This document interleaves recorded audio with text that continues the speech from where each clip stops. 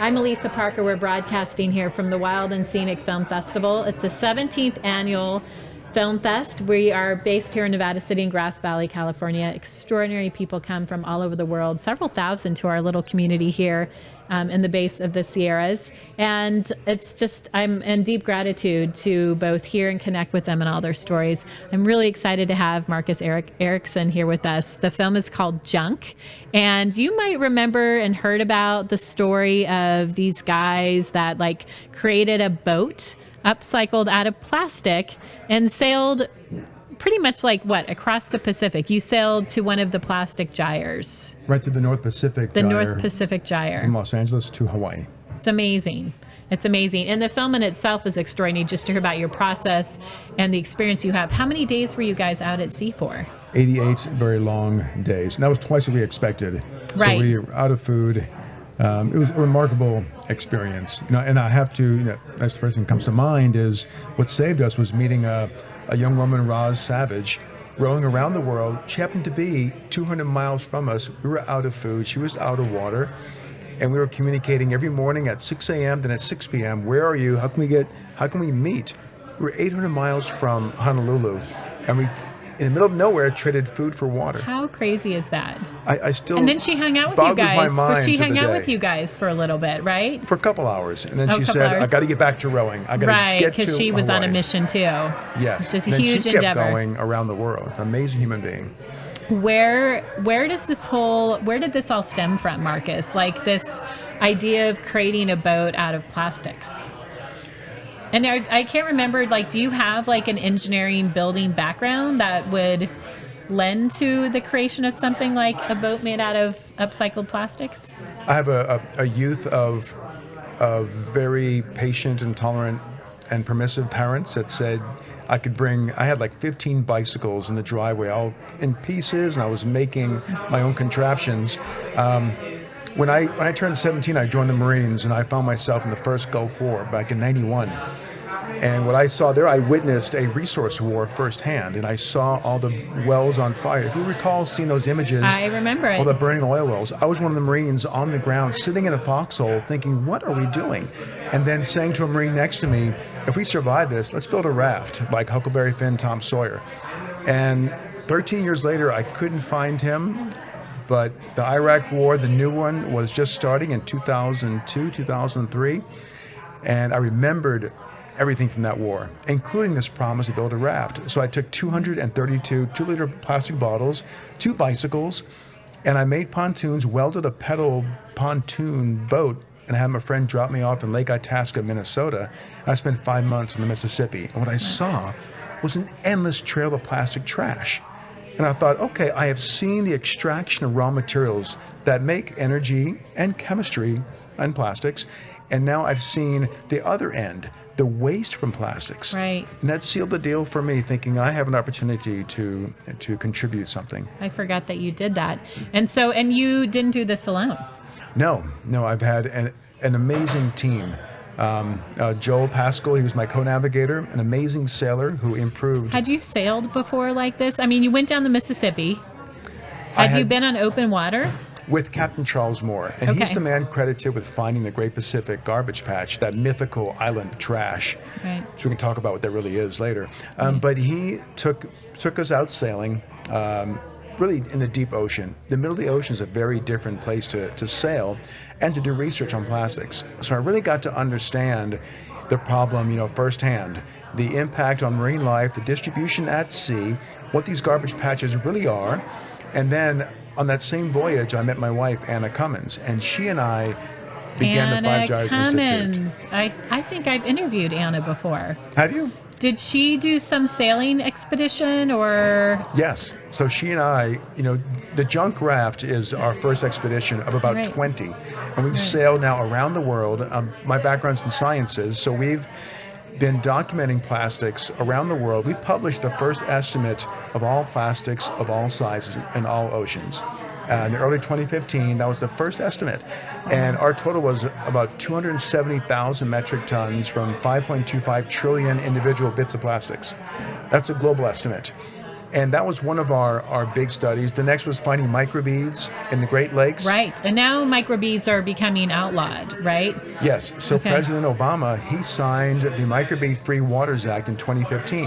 And that was after an amazing coalition of NGOs. And what I've learned is that, a lot of organizations, they want to survive and brand themselves and put themselves ahead of the rest.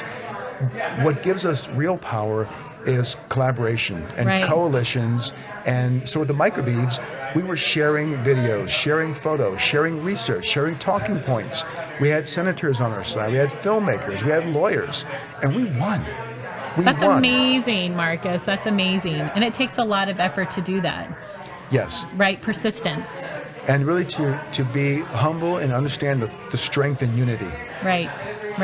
The strength in the unity together, but also just part of that process, I'm sure, was even understanding systemically, like how, like our political systems and how decisions are made. Yes. And negotiations. And understanding some of the challenges in our political system. So what's really fascinating is while we were trying to get the microbead bill passed, industry had been working with ALEC, the American Legislative Exchange Commission, to create industry-friendly legislation. And all of a sudden in 2015, there were, 6 states suddenly had these industry-friendly bills on the table. And there were some states had both bills, our environmentally friendly bill with an industry-friendly bill. Fortunately, we got California to flip, and that's what drove industry to say, okay, we want consistency across the country, and the environmental bill passed. Right. But we got to understand how industry works, how politics works, how it's influenced by money and the corporatocracy. Right. Isn't it crazy, though, too, Marcus, to think about here you were in the Gulf War having this insight. We get these downloads ideas like, I'm going to build a raft.